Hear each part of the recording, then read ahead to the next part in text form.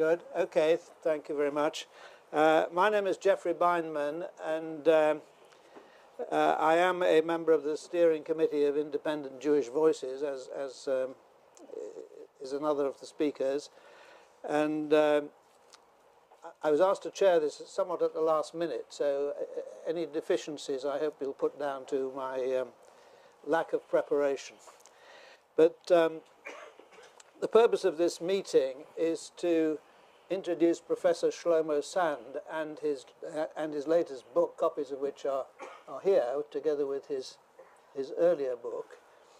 And we intend to have a discussion about the content of the book. I don't know how many people have read it, but we'll have a good account of the thesis of the book from Professor Sand, but also we're fortunate to have Professor Donald Sassoon with us, and I'm going to ask him to make some introductory remarks, which will perhaps give us an account of the book and the background to the book, and then I'll call on Professor Sand, and then after that we'll open up the meeting to all of you for questions and perhaps some comments. So can I ask Professor Sassoon to say a few words? Yes, this is Shlomo's second book in what I understand is a trilogy, which in English would be The Invention of. So we've had The Invention of a Jewish People, which was launched in England, at least was launched here. Was it 3 years ago? Something like that? 4 years. 4 years ago. Now, today, we're having the invention of the land of Israel, and I'm told that you better brace yourselves for the invention of the secular Jew. Yeah.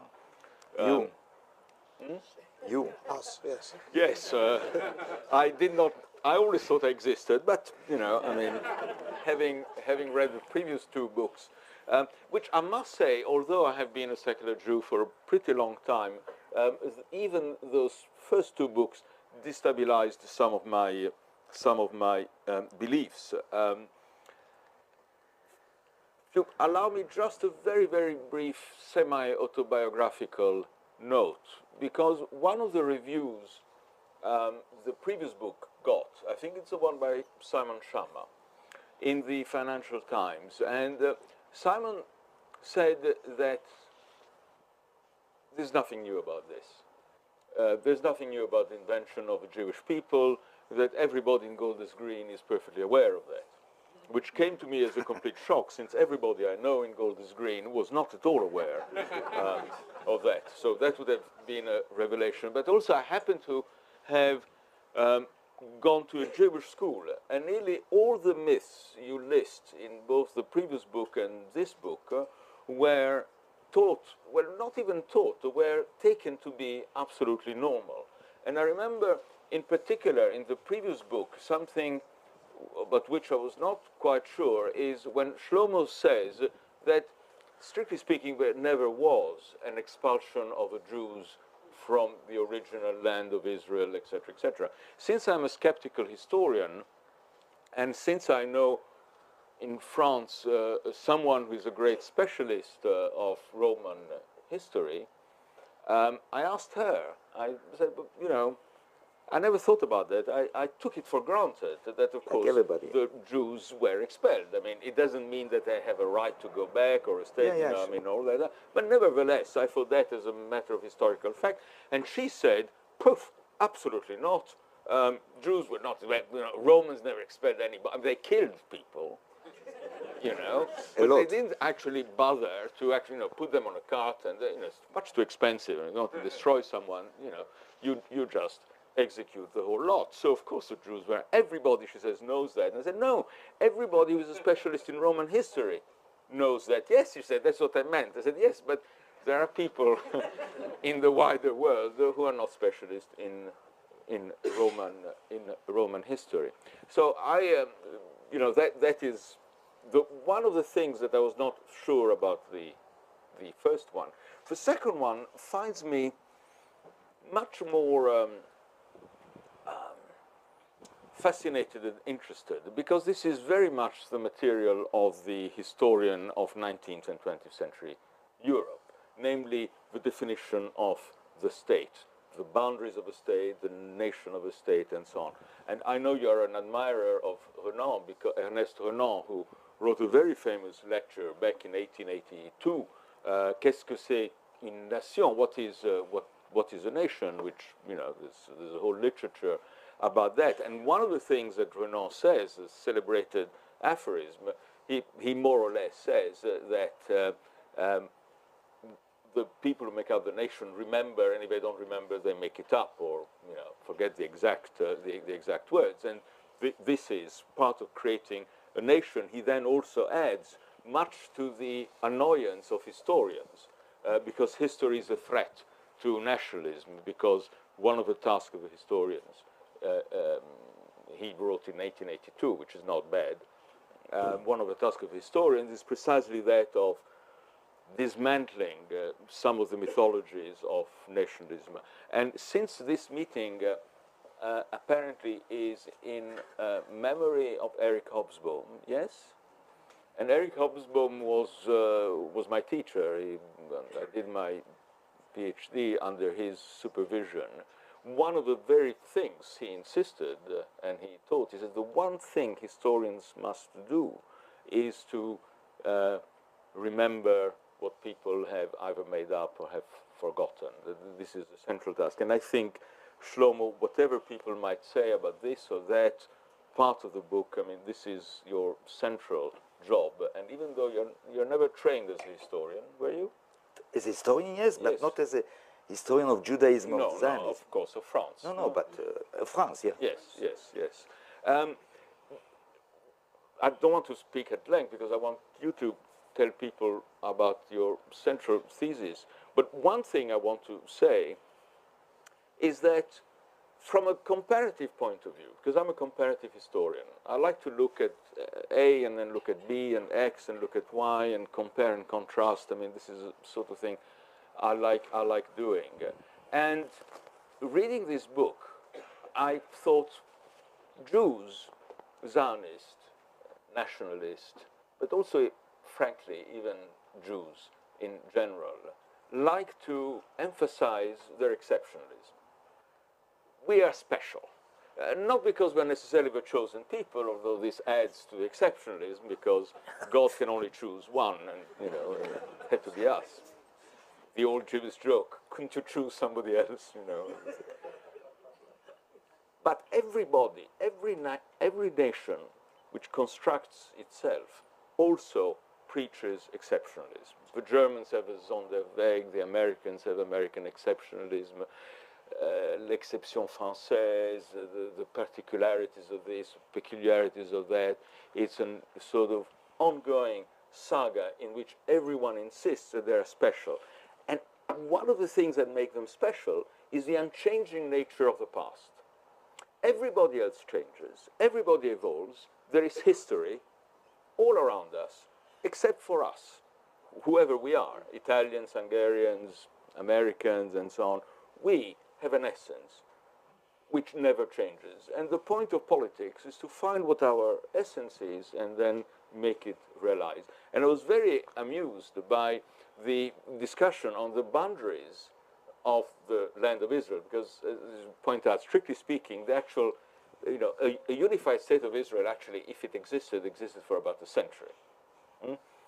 Otherwise, there is no particular story. And since I've done that kind of exercise for other European countries, it's very, very rare to have a state with national boundaries, with the same national boundaries stretching back for a very long time. I mean, they keep on changing. And every time they change, somehow the nation does not change. Had it not been, for example, for a little pact between the state of Piedmont and the French state, Nice would have been Italian, and instead of the bouillabaisse, they would have had zuppa di pesce, and they would have been patriotic Italians, just like the people who are a little bit on the other side of the border and are actually technically Italian feel like that. And one can multiply this. So in terms of demystifying the mythos, as you say, I think you've done an excellent job. I'm not sure your popularity in Israel, particularly in the establishment, will increase very much. You know, that's not obviously not something you want to. And my final point, because I want to listen to what you have to say, is to insist on the unpopularity of Zionism among Jews. You insist that the story that for 2,000 years we all wanted to go back, you dismiss it. It's just not true. That Jerusalem was a sort of, you know, next year in Jerusalem, okay, it's part of a prayer, but that's about it. We have no next year in Jerusalem. And even both liberal rabbis and Orthodox rabbis in the 19th century were anti-Zionist. In fact, the vast majority of Jews were anti-Zionist. And whether this would not confirm the increasingly held view that the real determinant for the construction of the present state of Israel and Zionism has been anti-Semitism. Had it not been for anti-Semitism, both in terms of the anti-Semitism, say, of Russia and the pogroms, the anti-Semitism, of course, during the but you know, before you know, Herzl himself, after all, was a secular Jew, and so on, and then decisive, obviously, the Second World War, which you know makes it.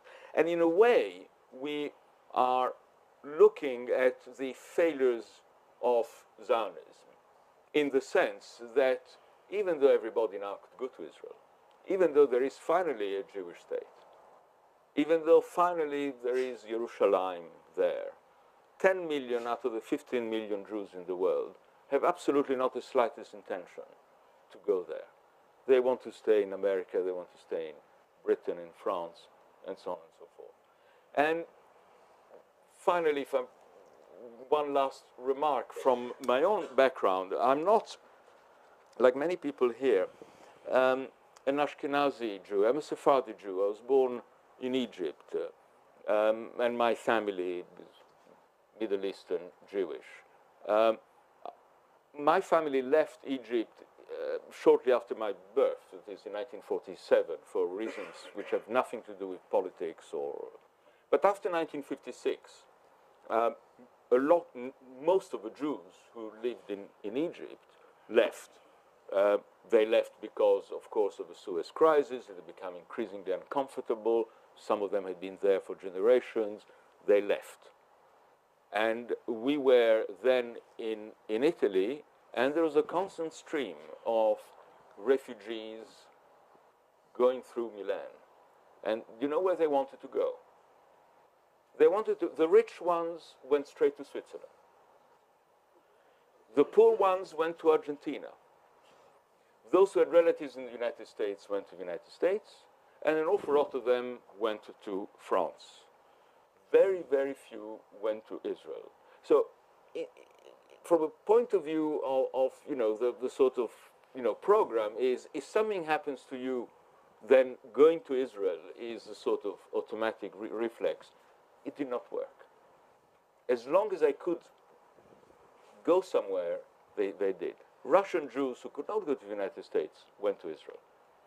Moroccan Jews who could not go anywhere else went to Israel. The poor one. The poor ones. So that in a sense, Israel, one would redefine Zionism. This is the land for poor Jews and American Jewish religious people who have, Yeah. Okay. On that controversial note, can we now go on to Professor Sand? And I'd just like to say this, that this is really meant to be the launch of his latest book on the invention of the land of Israel, but his earlier book is so integrated with it that I think people would appreciate it if you could say a few words about the earlier book before you come on to the very shortly theme of the latest book. Yes. Very shortly. Yes. It's two parts of the same story in some way, and I wrote the first book because because I got the full professorship in Tel Aviv. And I stopped to be afraid to write and to think openly about a lot of questions that bother me for a long time before. Then when I got the full professorship, I decided to write the first one. The first one was a very banal book that I asked myself, first of all, what is a people? What is a nation? What is nationality? What is nationalism? Why I asked these questions?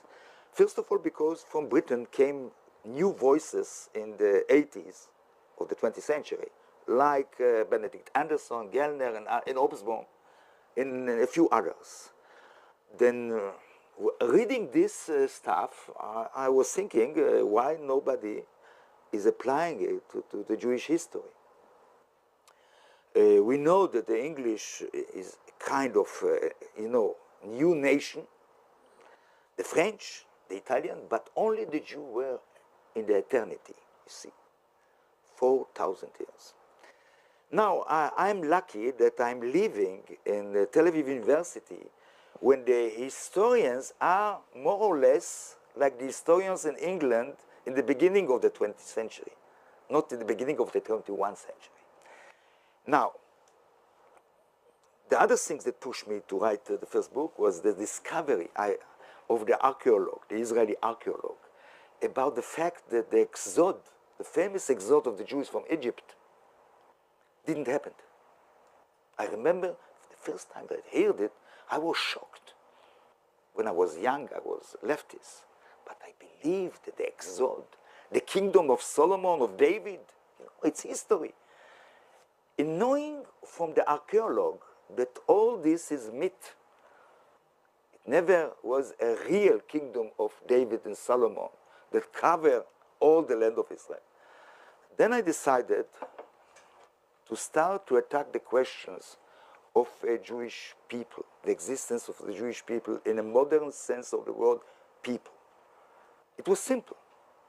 We cannot, I decide, to call all the cats, cats, all the dogs, dogs, in one cat to call them a dog. Why I'm saying it?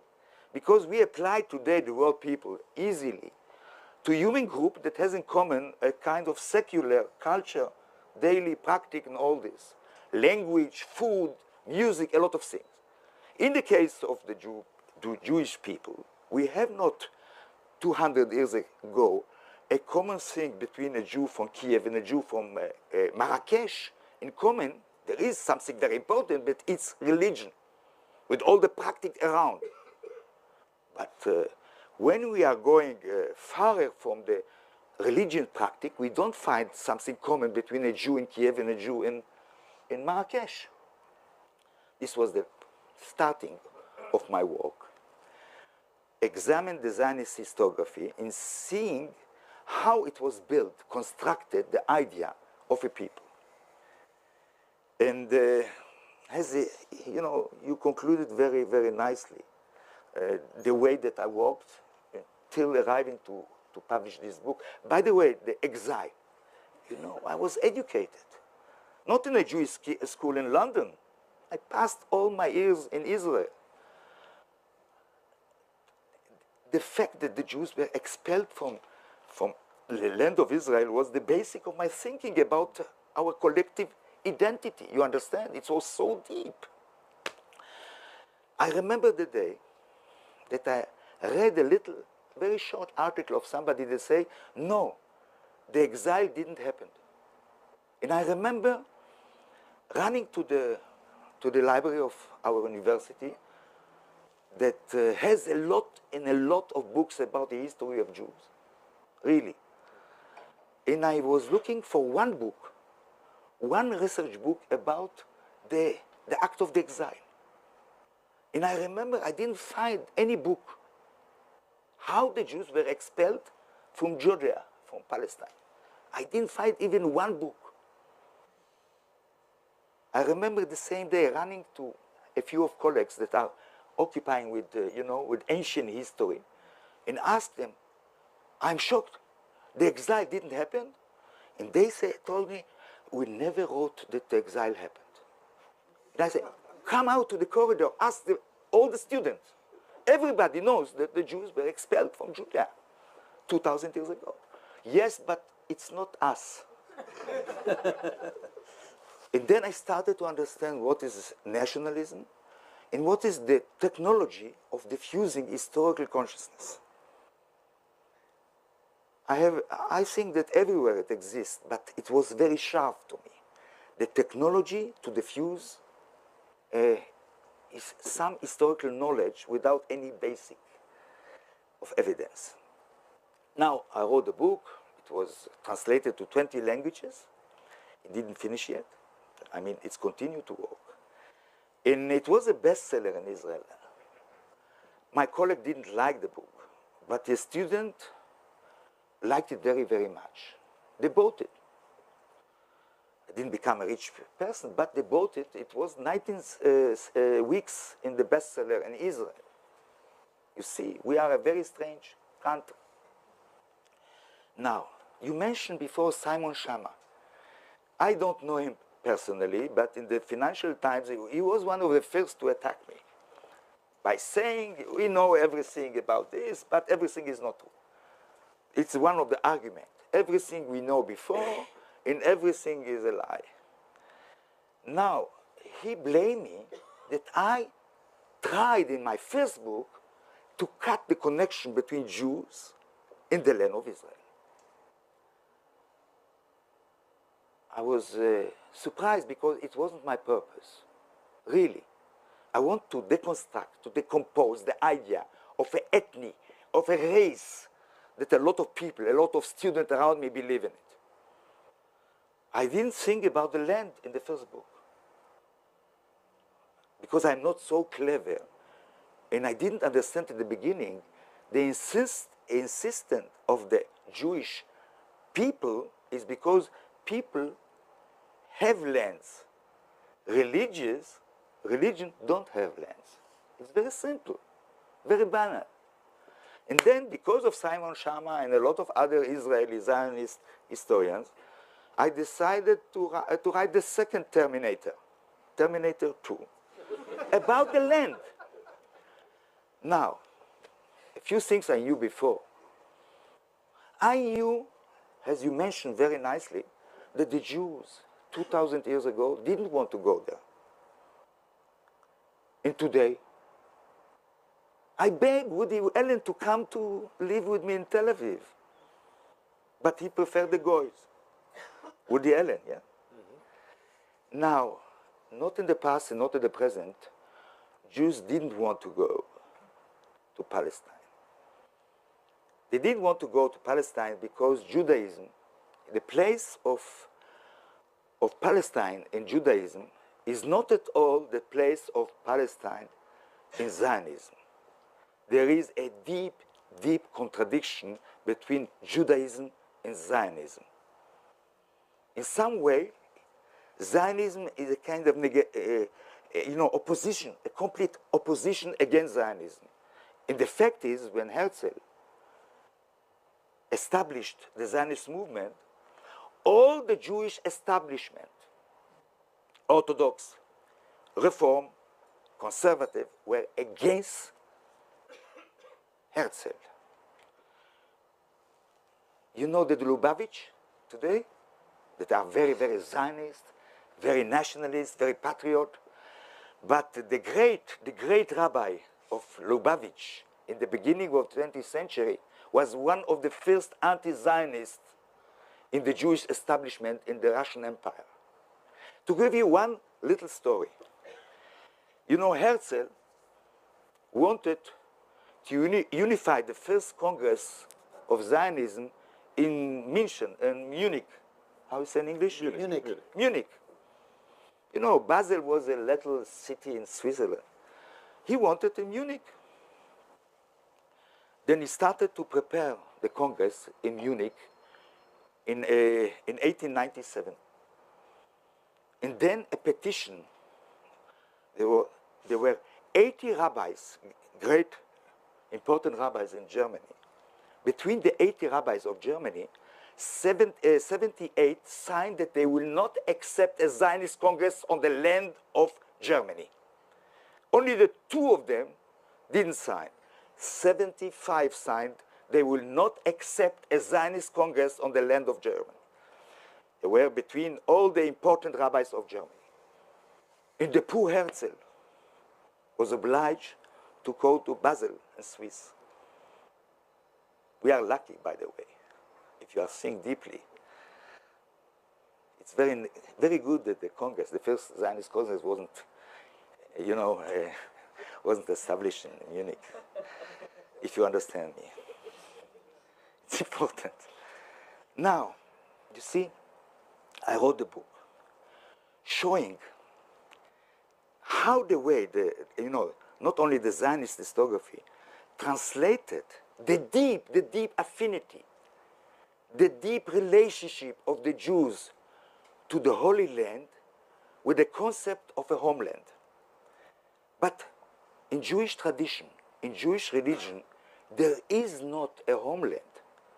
The Jew, like the Muslims, like the Christian, didn't have in history a homeland. It was very clear when I progressed in the book. The concept of a homeland is an ancient concept, and I try to make it clear in the beginning of the book. We can find in two occasions the notion of the homeland that can remind us the notion of the homeland today. It's the ancient Greek, and also in the Roman Republic before it became an empire. We have the notion of a patria, a patrie, a fatherland in the ancient time. But we don't have this concept, political concept, in Palestine, in Canaan, in the Jewish tradition. There is not a homeland. The promised land is not a homeland for the Jews.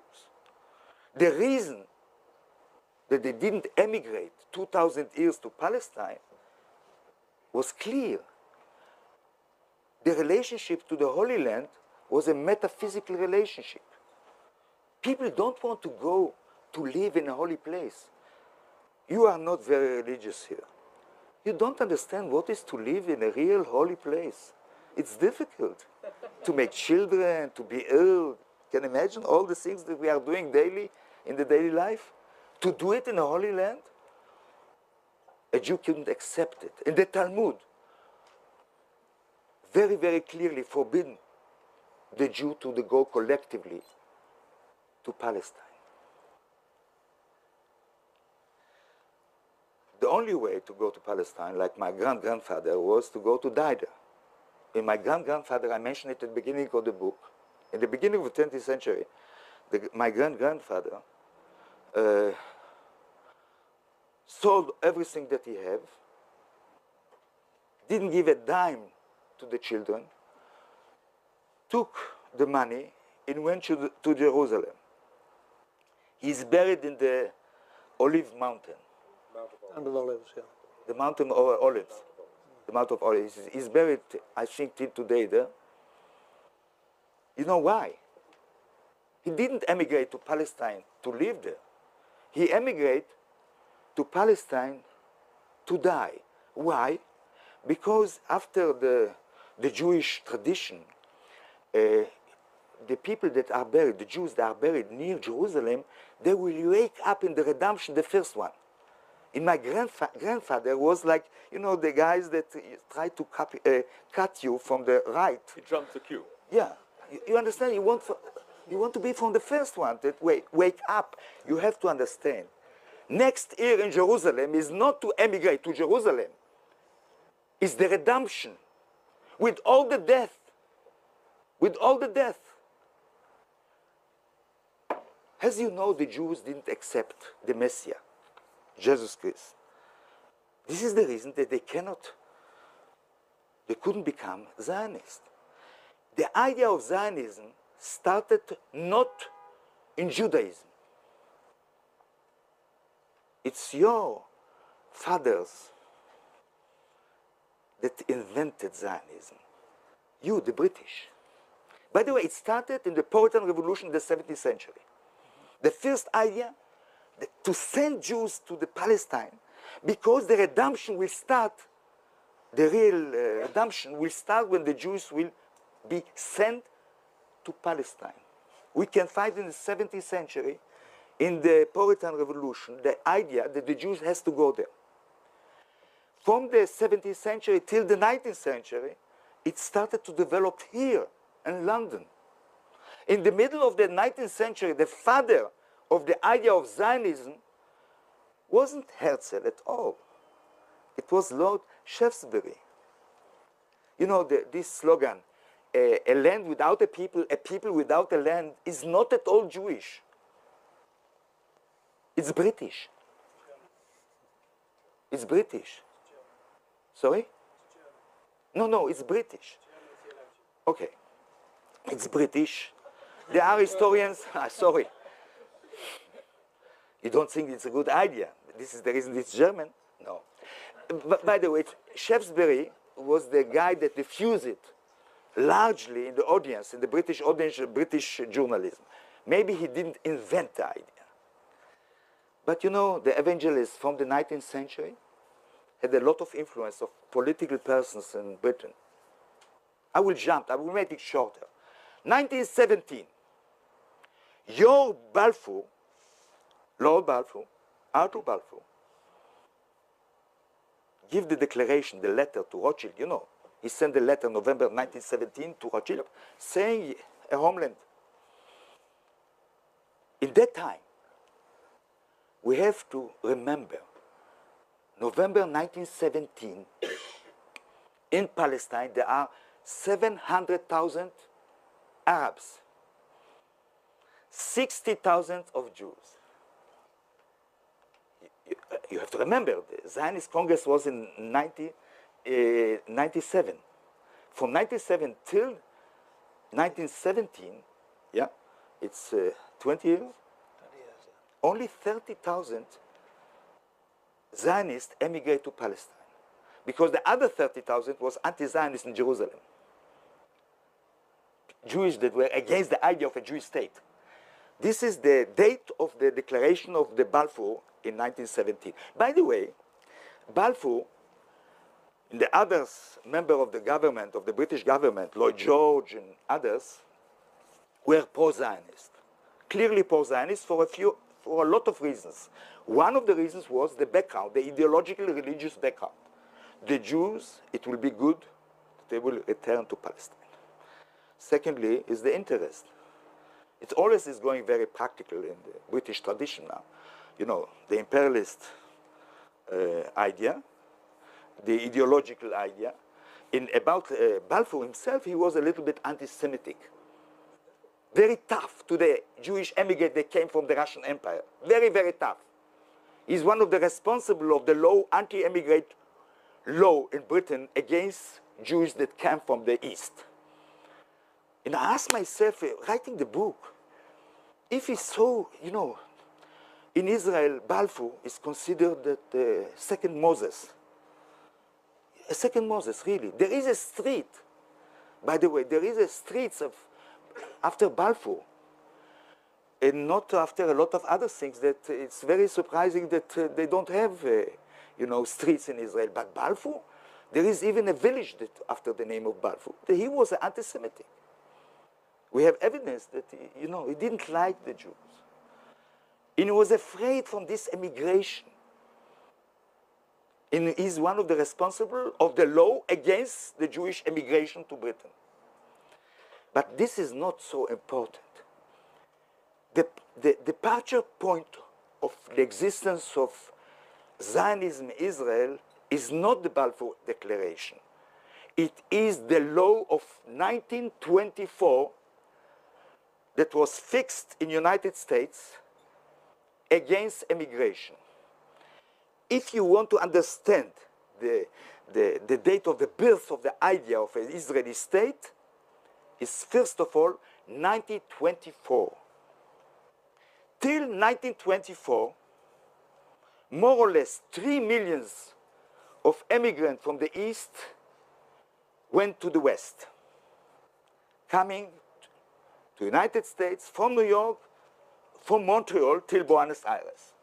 In the same time, it was something like, you know, 60,000 that went to Palestine. After the law of 24, we can see much more emigration to Palestine, especially in the 30s, the German Jews that were kicked out because of the Nazism. I followed all these steps. I tried to understand the place of the land of Israel and also the word, the concept. The land of Israel is not a biblical concept at all. It's a Talmudic religious concept. It's not a geopolitical concept at all. Only Zionism took this concept and built of it a notion of a homeland or national territory. Now, not to be too long, I will stress one thing. The notion of the land of Israel, the notion of the historical right of the Jews on the land. By the way, in my point of view, it's a crazy notion.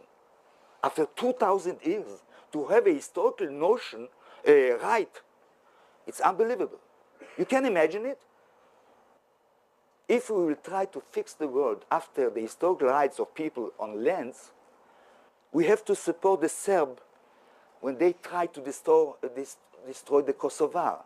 It's not 2,000 years, it's 200 years. There were people with the Serb dialect that were living in Kosovo. Then if the Jews has a right on the land, why the Serbs don't have a right on Kosovo? Why the Arabs has not a right on Spanish of Spain? And we can continue till Manhattan. Why the Indians will have not a right to kick out all the white and black people in Manhattan? It's not 2,000 years. It may be you will start to think about kicking out the Normans from here. There is, it's a crazy thing, the notion of historical right. And it is in the heart of the Zionism, the historical right. But what is the relationship of all these stories with the political actuality? What is the reason the Zionists left nice people? I imagine that you heard Amos Oz. You know who is Amos Oz? Aleph Bet Yeshua. The second one is a friend. You see, there were nice people that are against the occupation of the occupied territories. Very nice people that think that the Jews has not to dominate 45 years a Palestinian population without any rights. Not 45 days, not 45 months, 45 years keeping a population without any political, civic, or trade union rights. Now, these nice left people, liberal Zionists, from 67, they have a problem. Because if they justified Zionism with the idea that there is a historical right, that the land of Israel was always a homeland for the Jew, what is the problem? The homeland of the Jew after the Zionist myth is not Tel Aviv, not Haifa, not the coast. Where is the homeland? The mythology, biblical homeland of the Jew. Bethlehem, Jerusalem, Hebron, Nablus, Jericho. This is the homeland. Every child in Israel is studying the Bible as a historical book. From 7-year-old till the 18 years. And he knows that this is the homeland. It's Jericho. It's Bethlehem. Then how come that Amos Oz, Aleph Bet Yeshua, the left Zionist, asking to leave all these places of our homeland, is for them is to live, you will renounce of Cambridge and Oxford. Do you understand it? This is the homeland. In the biblical time, Tel Aviv, Haifa wasn't important in the myth. But these areas are important. Then all these Zionists, leftists, liberals, nice people, they are advising to go out from the homeland to a foreign place that is called Tel Aviv. Okay, I'm a patriot. Do you know it? I was asked today, What is my homeland? It's not Paris, it's not London. What is my homeland? I think it's Tel Aviv. It's not the land of Israel. Because the land of Israel has not borders. What is the danger of all this myth today? The land of Israel has not borders. It's not the Jordani. The term the land of Israel is not stopping a Jordani at all. In the Zionist myth, the land of Israel is still Rabat Ammon, till Amman.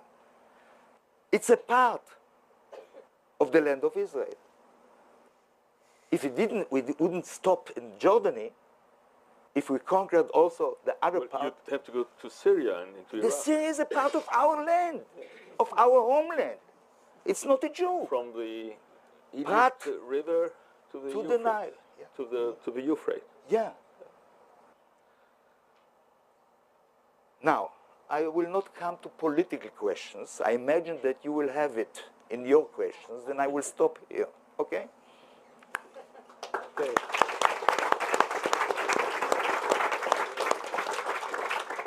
Well, thank you very much indeed for that. And I think we'll now open the meeting to questions. There'll be quite a few of those. I'll take that one there. There's a hand there.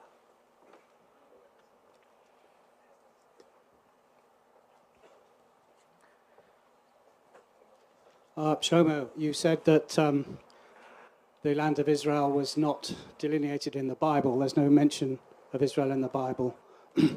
I would point you to Ezekiel chapter 47, Ezekiel 40, verse 2, Samuel 13:19, and Chronicles 34:7. Israel is mentioned several times in the Bible. And how many? So is Judah. Now, I didn't interrupt you. Don't interrupt me, Shlomo. Excuse me, could people identify them? Jonathan Hoffman. Thank you.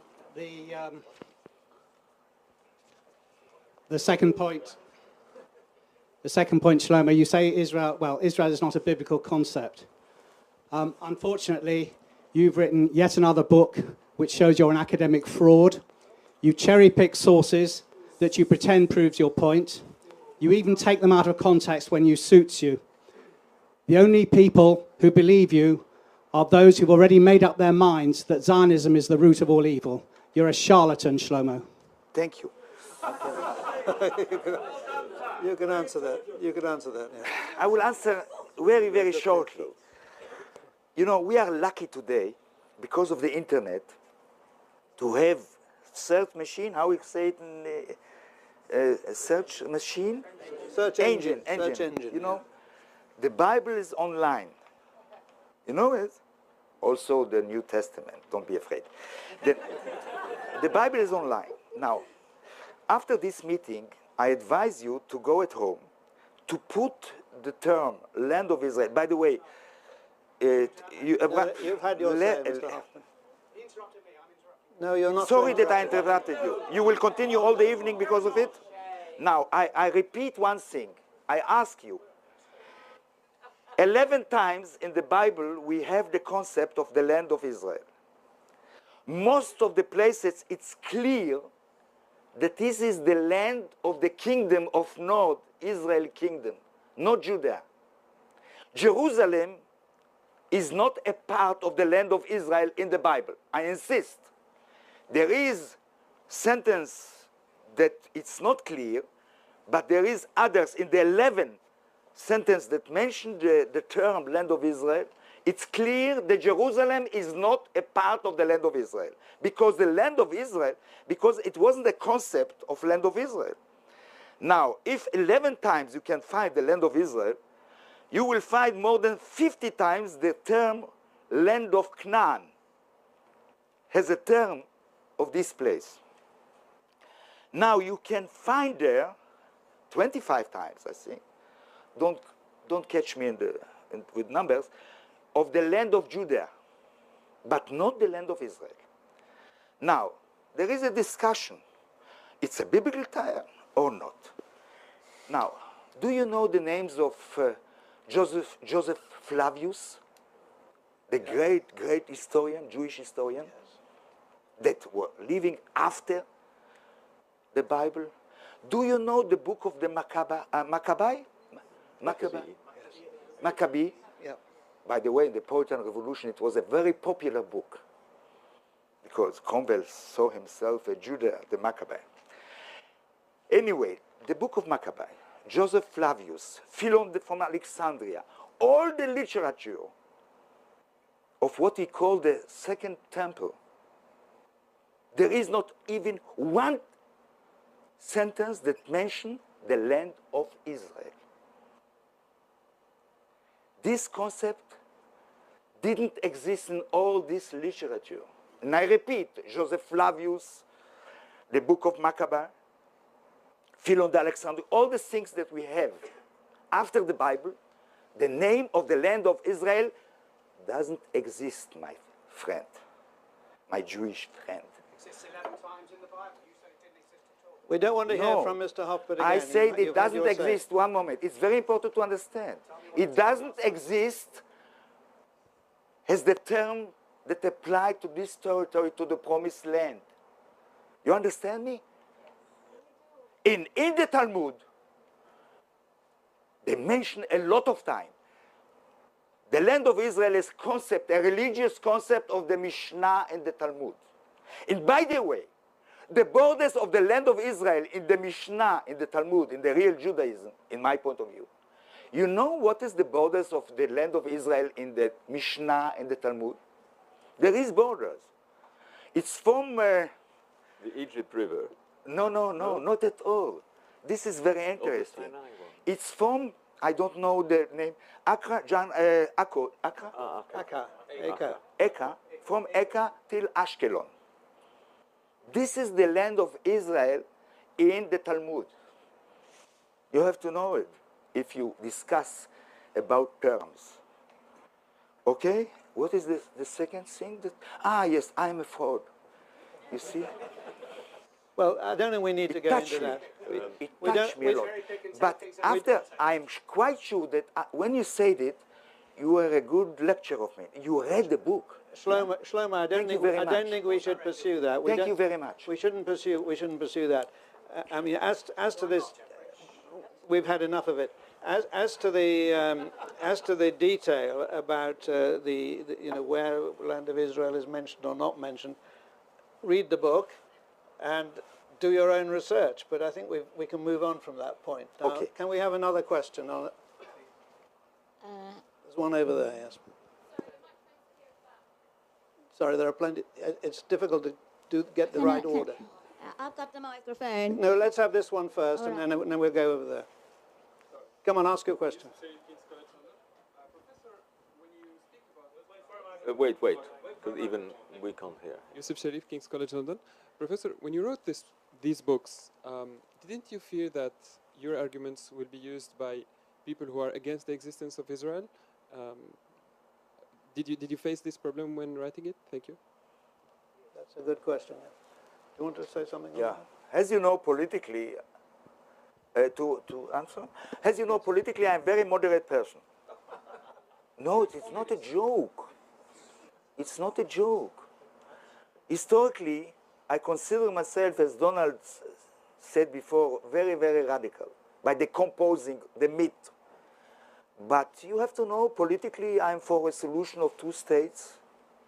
I never was in my life against the existence of the Israeli state. By the way, not of a Jewish state. Because, as you know very well, there is 25% of the population, citizens of Israel, that are not Jews. And I don't want that Britain will define itself as the state only of the Englishmen. You agree with me? Then politically, I'm very moderate. I'm for two states, Israeli state and Palestinian state, confederated, okay? I'm not from one state solution. You understand me?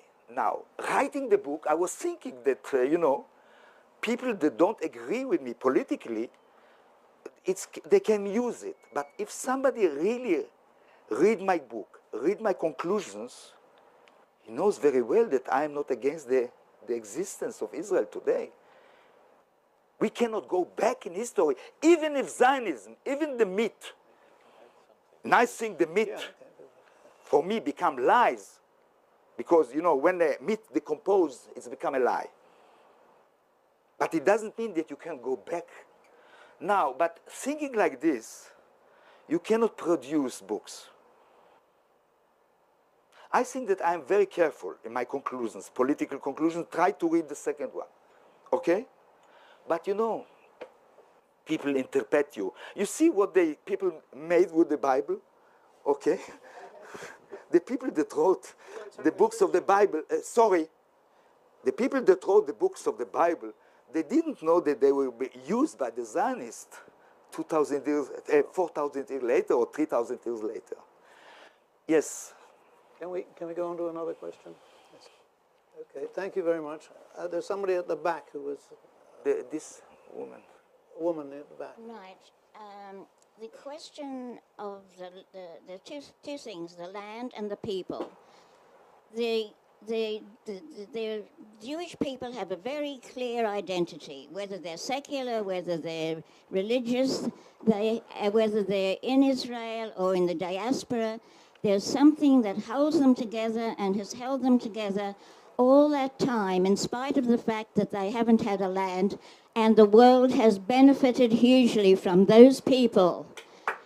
And those people, for various reasons in history, have been deprived of a land, and it's time that the world allowed them to have a small piece of the earth.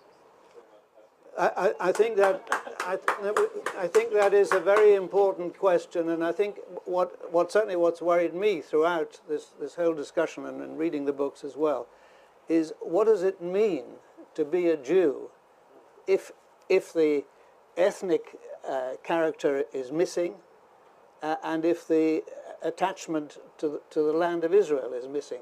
What does it mean? Because clearly there is still a Jewish people. What's your view on that? I will answer the woman. No. Before Hitler, most of the Germans from Jewish origin wanted to be Germans. Most of the French from Jewish origin wanted to be French. One moment, I will... Dreyfus was first of all a Frenchman. By the way, I'm putting forward that the first Germans were Jews. The first French, really, because they were in the cities, because they were not peasants, they were the first people that belonged to the national culture in Germany in French. Okay? They become very, very French. I will tell you a little story that was written in a book by an ex-Comintern agent in Germany. He was a member of the Communist Party, an agent of a Comintern. He was arrested by the Gestapo in 35 or 36, I don't remember. They sent him to the concentration camp. And he, that wasn't from Jewish origin, said that the most tragic thing in the concentration camp was the people that was arrested because they are Jews. The communists, the socialists, the trade unionists knew why they are in the concentration camp. The German Jew didn't know. They didn't understand why they had been arrested. And he's writing, it was tragic to see these people, they didn't understand why they are arrested as Jews. No, I don't think, first of all, that always the Jews consider themselves as Jews. From Trotsky till Rosa Luxemburg. I don't think so. A lot of people from Jewish origin saw themselves or Germans, or Russian, or French, or socialist, or communist, first of all. The question that you put forward, what is a secular Jew? It's a very important question, and this is my third book, The Invention of the Secular Jew. Who invented the secular Jew, the anti-Semitic, the racist, that consider the Jews that belong to an ethnic or to a race. And I try to show in the book that the Jews are not an ethnic and not a race. They are like everybody else here, a mix of a lot of origins, a lot of colors, a lot of cultures. The fact that today, in the beginning of the 21st century, so many people consider themselves as secular Jew and prefer to be a secular Jew much more than to be American or British, it's a very important phenomenon. My question is very simple. You see, I put forward a question. I can become a Christian if I want, you know, converted to Christianity. It's possible or not? With a lot of chance, I can become a British citizen. Yes or no? With a lot of difficulties, but I can become. Even if my broken English, you know, it's a problem, but I can become. I can become a member of the Labour Party or not? Even a conservative I can become. I can become Muslim.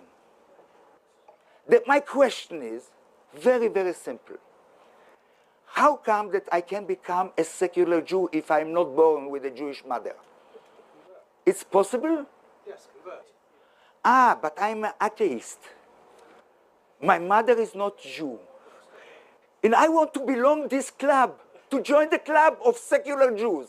What is the way to join the club? Yes, I know that in the Russian Empire, nobody wants to join the club. In Vichy, under Vichy, nobody wants to join the club. Before Auschwitz, nobody wants to join the club. But today, when we are in the side of the strong people, the Americans, first of all, the Europeans, what is the way to join the club, to become a secular Jew? There is a possibility. Now, this is a long discussion. It's not so simple what I put forward. It will be my next book. One thing I decided in the beginning of the 21st century. You see, I become more and more old like everybody here.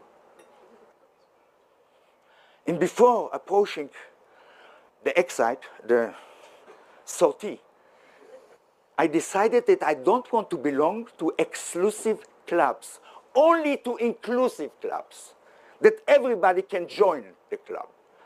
Why I decided?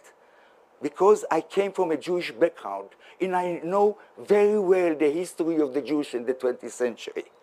I don't want to belong to your secular Jewish club because it's an exclusive club and not an inclusive club. And there are a lot of many that want to join the club today. Now, not only this, I am living in a state that defines itself as a Jewish state when 25 of the people there, the citizens, are not Jew. I cannot accept it. Especially that I'm privileged there. My Palestinian-Israeli student, Israeli citizens, has not the privilege that I have. Now, if you are from a Jewish origin, you can come tomorrow to Israel.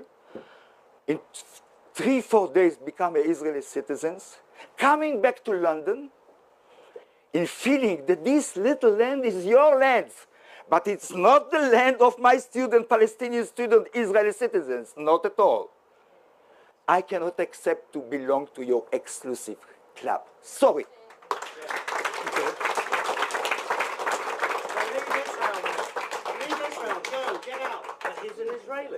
I'm Israeli. Can I just say one thing? I want to make Israel a state like Britain, a state of its citizens. All the citizens, not from the chosen, your chosen. Mr. Hoffman, please, we've had enough from you. Leave if you don't like it. Ah, you want that I will join you in London? You asked me to join you in London. Don't advise it. It will be much more Problems for you in London when I will be near you. Ignore him. don't He's a descend. troublemaker. Don't get upset with him. Just one administrative thing. Nobody's told me when this meeting is supposed to end. 8:30. Well, I was proposing to stop at 8:30 in any event. So we've got another. Sorry 20 if I was minutes or too so. long. No, it's quite all right. Okay, well, let's have another question. We've got somebody up at the back there. Professor, can I remind you of a lovely statement of Queen Victoria to Mr. Gladstone? She said, "My dear Mr. Gladstone, it really doesn't matter a jot what you think of me. What matters is what I think of you." Similarly, for us Jews in the Galut, in the diaspora, it really doesn't matter what we think we are, whether we think we're secular or Labour or Conservative. What matters in our history is what the host community think of us. Now, I want to make that point. The second point is a question to you. Are you by any chance aware of the work in Israel of Mr. Tzvi Missinai? Does that name ring anything to you? I met him. You met him, you know him. So anyhow, for the audience, he's written a book called Brother Shall Not Lift Up Sword Unto Brother. And it's a very interesting point that he makes, that in accordance with the work done by David Ben-Gurion and President Ben-Tzvi about the people of the land of Israel, he argues actually that the Palestinians and argues very cogently with charts going all the way from AD 68 to 1948, that the Palestinians are in fact Jews. And a lot of the people have vestigial Jewish customs in their families and tribes and traditions. And I know that the Shomronim, the Samaritans up in Nablus, have had Judaism in Israel unbroken for over 2,000 years. And a lot of the people who live in Shechem are in fact Shomronim, Samaritan, or Jews. Would you like to make a comment on that if you can?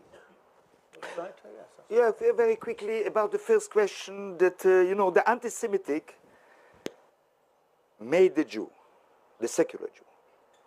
Sartre wrote a little book about this, very interesting book. The look of others as a part of my self-definition, my self-identity. You are right. All my life, I say that I will continue to be a Jew till the last anti-Semitic person will live with me on this planet. Lately, because political public anti-Semitism disappeared in the Western world, not marginal anti-Semitism. I am speaking about political public anti-Semitism. You cannot compare today the marginal anti-Semitism with a century between 1850, 1950, what it was to be a Jew in Europe. 1850 till 1950. It was serious, the anti-Semitism, the Judophobia at that time. Nothing to compare to today. Now, the fact that the Jewish are, the Zionists are using this Jewish identity because, it's an empty identity in some way, for a secular, not for a religious Jew. It's empty because you don't have a specific secular Jewish culture. There is not a future with this identity. This is empty. I'm not speaking about religious Jews. To be defined only by your enemies, it's a very important thing, but you cannot, I don't accept it. Especially that Israel are using this identity today in its politics. There is instinctive support of Israel by a lot of Jews that cannot find other, other acts of identity, of Jewish secular identity. They identify themselves with two things. Two things put forward in this Jewish identity is the Shoah in Israel. If a tragedy becomes the center of your identity, you have to think about it. I advise you to think about it. It can be very perverse. You have to understand. Now, about the second question. Tzvi Sinai is a nice guy, a right-wing guy, very nice one, that very, very early understood that keeping this Palestinian population in this condition till now, it's not possible. He is from a great land of Israel, Tzvi Sinai. And then, like me, he found the writings of Ben Gurion, Ben Tzvi, and others, Belkind and others, saying that the real descendant of the ancient Hebrew is the Palestinian. I think that he exaggerates. I don't think that the Palestinians are the real descendant of the ancient Hebrew, because everybody is mixed, as I said before. Every conqueror of the Palestine lands, left his sperm, how you say? Sperm. You are a specialist of sex. Seeds. You know, Seeds they are is a more polite. I'm telling to my student, the Palestinian Israeli student, don't believe that you are the chosen people. Not. My concept of identity, my concept of nationality is not biological concept. I attacking the genetics research about what is a Jew. You know, the difficult to define in Israel what is a Jew, a secular Jew, put a lot of people in the road to define Jews by genetics. You know, you heard about it. I was attacked by it. It's unbelievable. Not in Britain. They were very, very careful not to mix genetics with culture. But in the United States, all the attacks in the United States say no. The Jews are a people. The Jews are a race people because the genetics, the DNA, is common for the Jews. It's a bluff. It's not serious. It's only the Yeshiva University in New York. Now, I don't believe the Palestinians are the real Jews, because Jews for me is a cultural concept, not a genetic. They are not Jews at all. They are Muslims, Christians, not Jews. You understand? Because for me, Jewishness is first of all, before everything, a very important religion in the Western world. They are not Jews. But the chance that a member of Hamas living in Hebron will be much more a direct descendant of the ancient Hebrew is 1,000 times more possible than me. Thank you.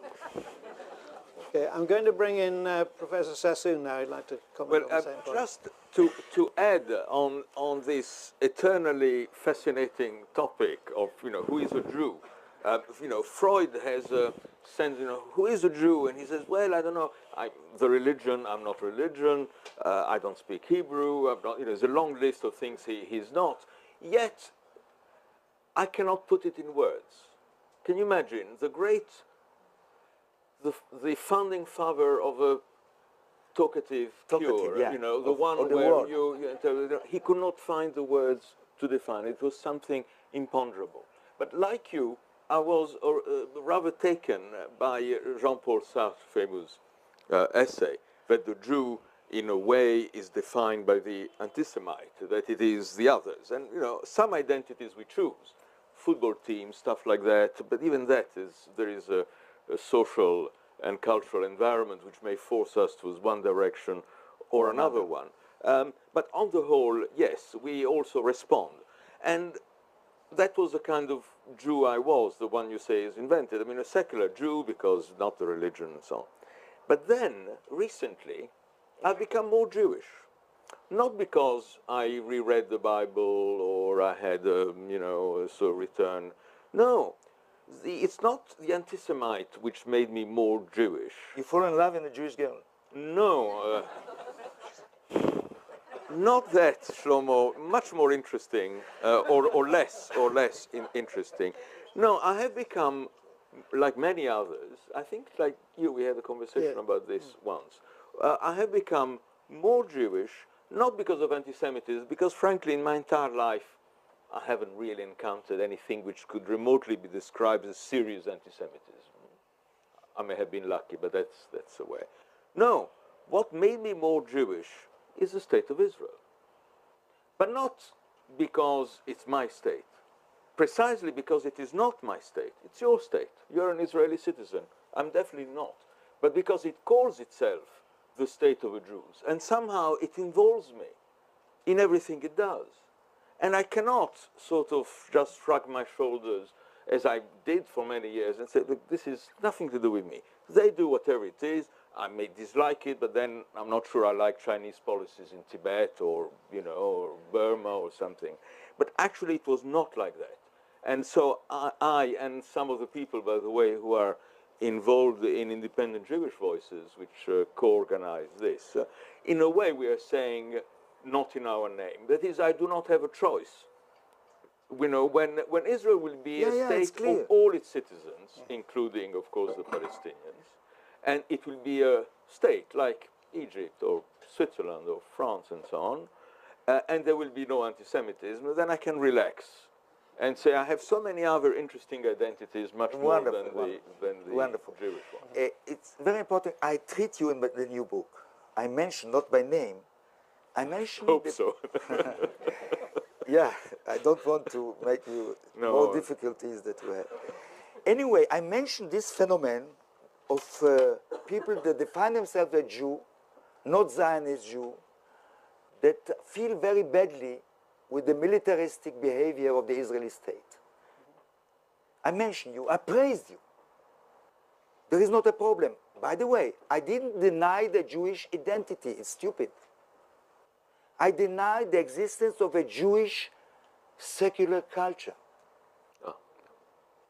You know, it's a fact that there are people that define themselves Jews. I praise you in the book. You helped me as an Israeli citizen. No problem. I don't think that you have a future as a Jew. It's very, very important politically. Okay. I remember in '82, I was a student in the war of Lebanon. I was a student in Paris. And suddenly Pierre Vidal-Naquet, called me and said, Shlomo, we are organizing a demonstration before the Israeli embassy against the war.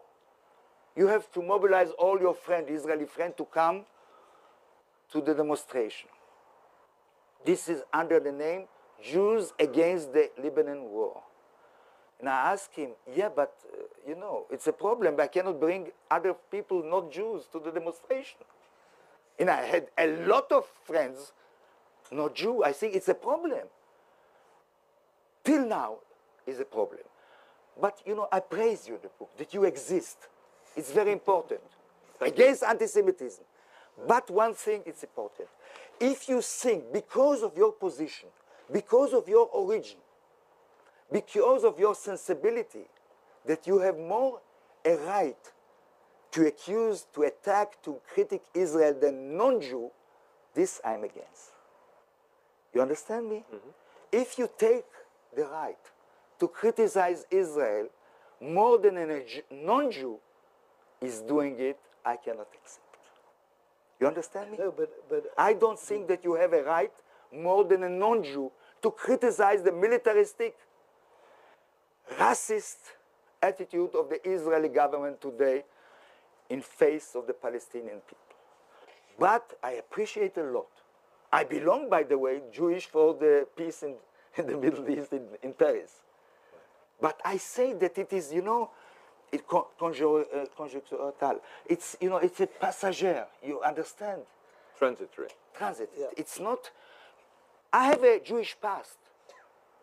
I have an Israeli present in my desire to have a universalistic future. I have a Jewish past. I came from Jewish origin, from Jewish culture origin. It's clear for me. Yeah. But my present is an Israeli culture. There is an Israeli theater. There is an Israeli cinema.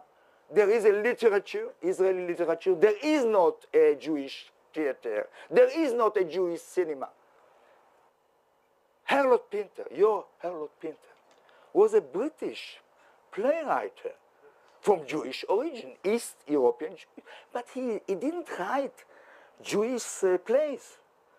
I admire Harold Pinter. And even if he had written Jewish plays, like, say, Webster or others, where the characters are Jews and so on, they would be British Jews. Exactly. Usually British Jews from Germany or Poland or Russia.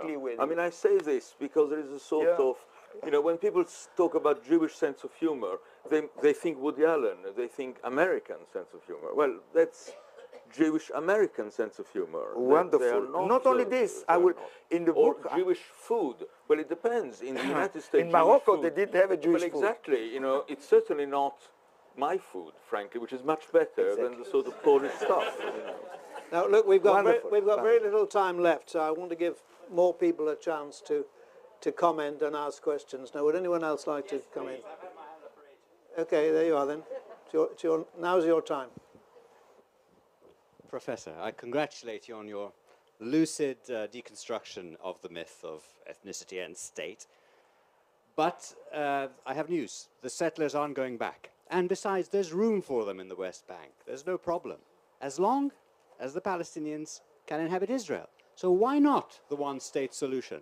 You want a universalistic approach, after all. It's very simple. To a one-state solution, you need the agreement of the Israeli society, Jewish Israeli society. You cannot build one state without the agreement, the consensus of the Israeli Jews. You accept it. To kick out the Israeli army from the occupied territories, we don't have to wait to the agreement of the Israeli society. But to build one state, logically, you need the agreement, the consensus of the Israeli Jews. Now, you really believe that one of the most racist societies in the Western world, they will accept to become from a day to tomorrow a minority in their own state? You really believe in it? This is. I would like to hear voices from Israel. Yeah, but I told you. You see, you understand. It's not a. You know, sometimes, as a historian, I have to stress it. Events in history has bad influence. Models have bad influence. The French Revolution, the Bolshevik Revolution, had very, very bad influence of the process of the development of the socialism in Europe, in my point of view.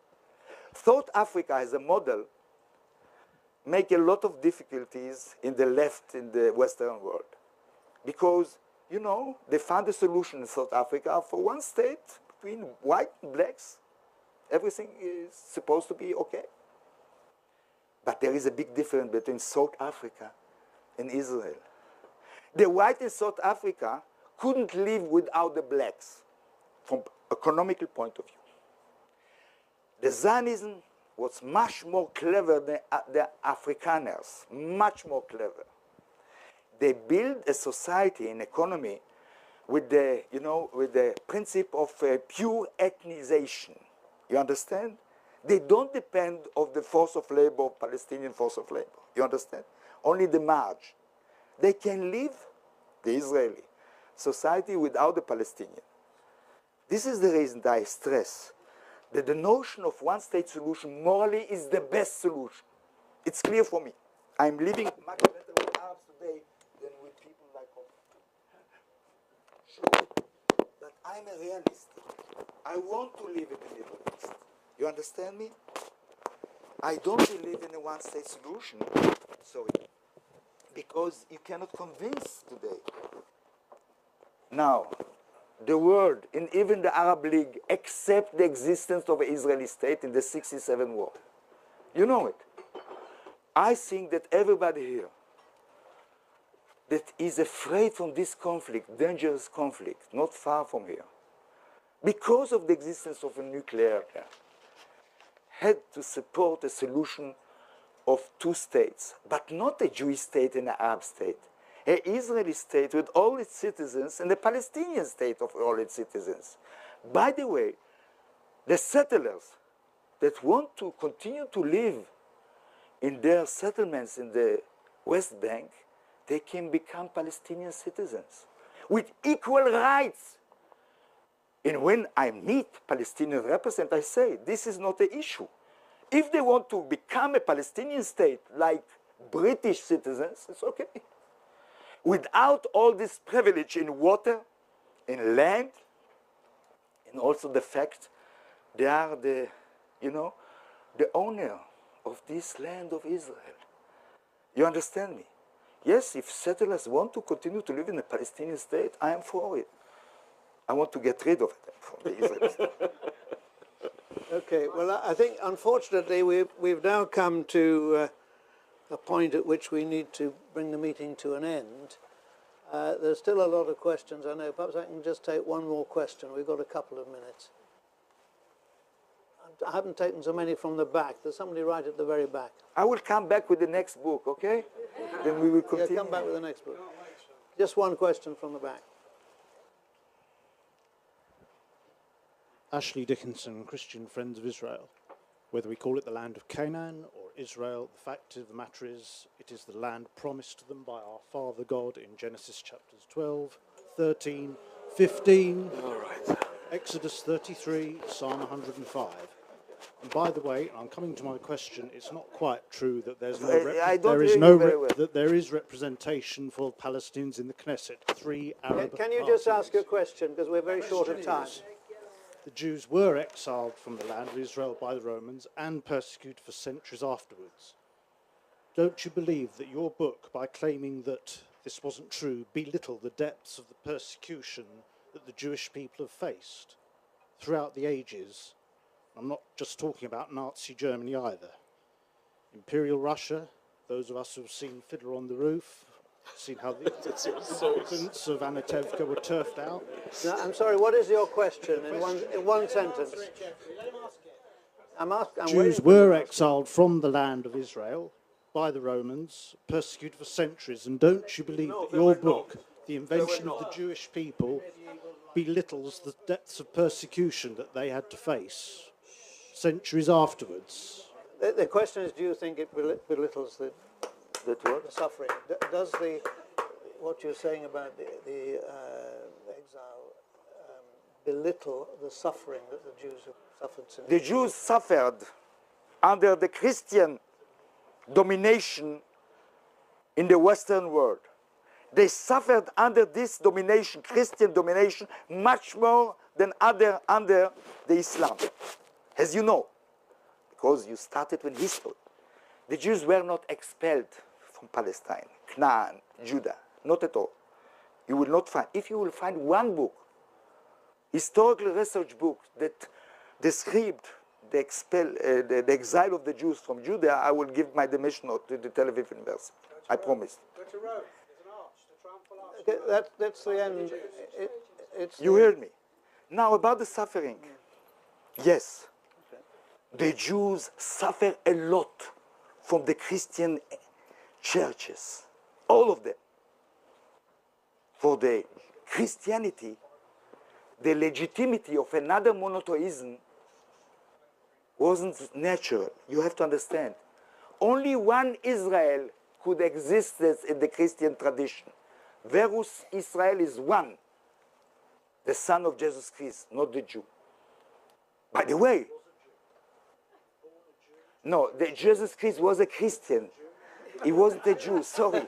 If you think that you are defined genetically, okay, Jesus Christ is a Jew. I think Jewishness is something more important what you think about Jews.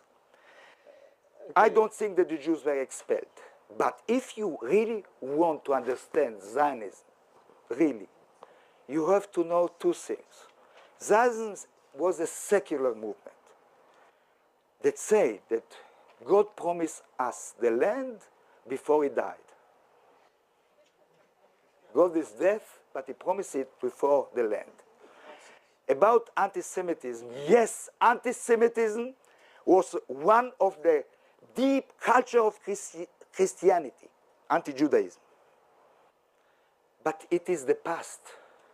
Christian people like you today love Jews. And I am very happy about it. And today, more and more, I am convinced that if in the past anti-Semitic was a person that didn't like Jews, today an anti-Semitic is a person that the Jews don't like him. Thank you very much. Okay.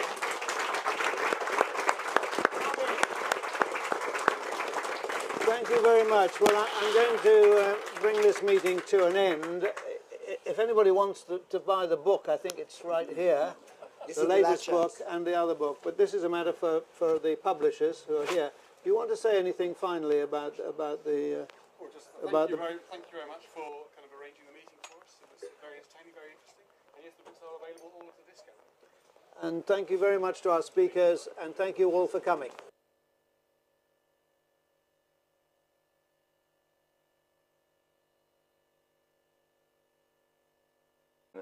In Roman history. So I, that is one of the things that I was not sure about the first one, the second one finds me much more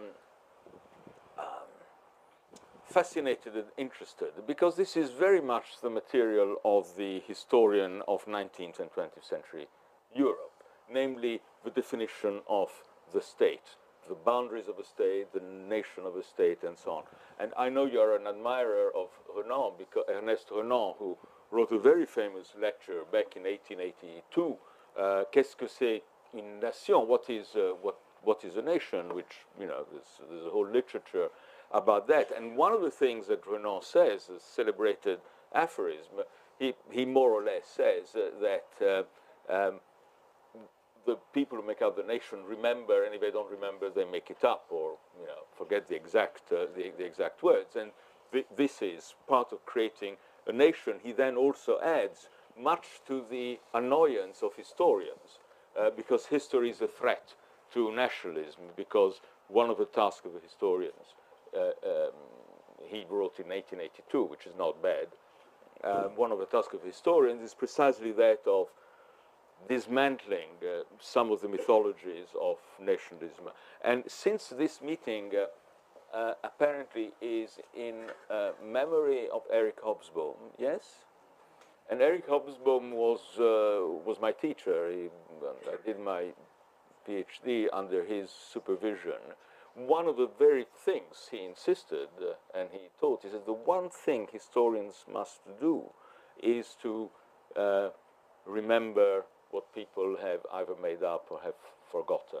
This is a central task. And I think, Shlomo, whatever people might say about this or that part of the book, I mean, this is your central job. And even though you're never trained as a historian, were you? As a historian, yes, but not as a historian of Judaism or Zionism. No, of course, of France. No, but France, yeah. Yes. I don't want to speak at length because I want, which I must say, although I have been a secular Jew for a pretty long time, even those first two books destabilized some of my beliefs. To allow me just a very, very brief semi-autobiographical note, because one of the reviews the previous book got, I think it's the one by Simon Schama, in the Financial Times, and Simon said that there's nothing new about this. There's nothing new about the invention of the Jewish people, that everybody in Golders Green is perfectly aware of that, which came to me as a complete shock, since everybody I know in Golders Green was not at all aware of that. So that would have been a revelation. But also I happen to have gone to a Jewish school, and nearly all the myths you list in both the previous book and this book were taught, well, not even taught, were taken to be absolutely normal. And I remember in particular in the previous book something about which I was not quite sure is when Shlomo says that, strictly speaking, there never was an expulsion of the Jews from the original land of Israel, etc., etc. Since I'm a skeptical historian, and since I know in France someone who is a great specialist of Roman history, I asked her, I said, you know, I never thought about that. I took it for granted that, of course, the Jews were expelled. I mean, it doesn't mean that they have a right to go back or a state, I mean, all that. But nevertheless, I thought that as a matter of historical fact. And she said, poof, absolutely not. Jews were not, Romans never expelled anybody. They killed people, but they didn't actually bother to actually, put them on a cart, and it's much too expensive, not to destroy someone, you just execute the whole lot. So of course the Jews were, everybody, she says, knows that. And I said, no, everybody who is a specialist in Roman history knows that. Yes, she said, that's what I meant. I said, yes, but there are people in the wider world who are not specialists in you to tell people about your central thesis. But one thing I want to say is that from a comparative point of view, because I'm a comparative historian, I like to look at A and then look at B and X and look at Y and compare and contrast. I mean, this is a sort of thing I like doing. And reading this book, I thought Jews, Zionist, nationalist, but also, frankly, even Jews in general, like to emphasize their exceptionalism. We are special. Not because we're necessarily the chosen people, although this adds to the exceptionalism, because God can only choose one, and, you know, it had to be us. The old Jewish joke, couldn't you choose somebody else, you know?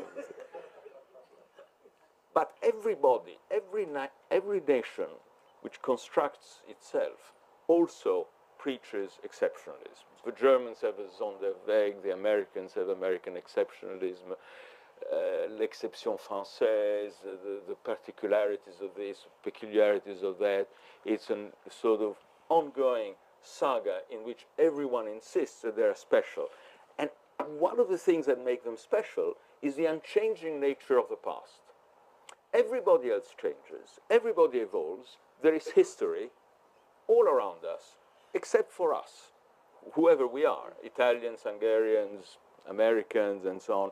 We have an essence which never changes. And the point of politics is to find what our essence is and then make it realized. And I was very amused by the discussion on the boundaries of the land of Israel, because, as you point out, strictly speaking, the actual, you know, a unified state of Israel actually, if it existed for about a century.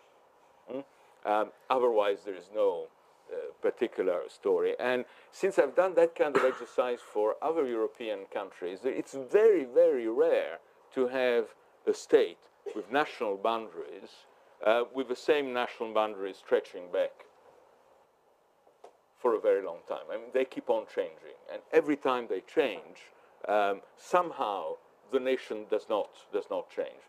Had it not been, for example, for a little pact between the state of Piedmont and the French state, Nice would have been Italian, and instead of the bouillabaisse, they would have had zuppa di pesce, and they would have been patriotic Italians, just like the people who are a little bit on the other side of the border and are actually technically Italian feel like that. And one can multiply this. So in terms of demystifying the mythos, as you say, I think you've done an excellent job. I'm not sure your popularity in Israel, particularly in the establishment, will increase very much. You know, that's obviously not something you want to. And my final point, because I want to listen to what you have to say, is to insist on the unpopularity of Zionism among Jews. You insist that the story that for 2,000 years we all wanted to go back, you dismiss it. It's just not true. That Jerusalem was a sort of, you know, next year in Jerusalem, okay, it's part of a prayer, but that's about it. We have no next year in Jerusalem. And even both liberal rabbis and Orthodox rabbis in the 19th century were anti-Zionist. In fact, the vast majority of Jews were anti-Zionist. And whether this would not confirm the increasingly held view that the real determinant of the construction of the present state of Israel and Zionism has been anti-Semitism. Had it not been for anti-Semitism, both in terms of the anti-Semitism, say, of Russia and the pogroms, the anti-Semitism, of course, during the but you know, before you know, Herzl himself, after all, was a secular Jew, and so on, and then decisive, obviously, the Second World War, which makes it. And in a way, we are looking at the failures of Zionism. Good. Okay. Thank you very much. My name is Jeffrey Beinman, and I am a member of the steering committee of Independent Jewish Voices, as is another of the speakers. And I was asked to chair this somewhat at the last minute, so any deficiencies I hope you'll put down to my lack of preparation.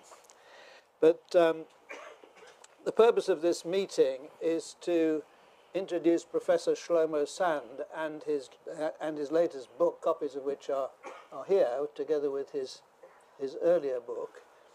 And we intend to have a discussion about the content of the book. I don't know how many people have read it, but we'll have a good account of the thesis of the book from Professor Sand. But also, we're fortunate to have Professor Donald Sassoon with us, and I'm going to ask him to make some introductory remarks, which will perhaps give us an account of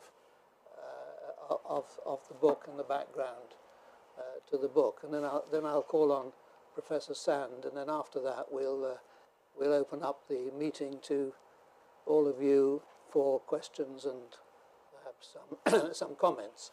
So can I ask Professor Sassoon to say a few words? Yes, this is Shlomo's second book in what I understand is a trilogy, which in English would be The Invention of.